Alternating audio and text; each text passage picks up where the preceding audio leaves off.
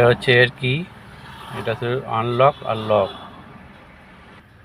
Start হচ্ছে এইটা দিয়ে, ক্লাচ ফুল ক্লাচ করে এটা প্রেস করলে স্টার্ট হবে। গিয়ারটা দেখাই বন্ধুরা, বেলেনো গাড়ি, ফুল ক্লাচ করলে দেখিয়ে দিচ্ছে প্রেস করতে বলতে। এটা প্রেস করলাম, গাড়ি স্টার্ট হলো। First gear,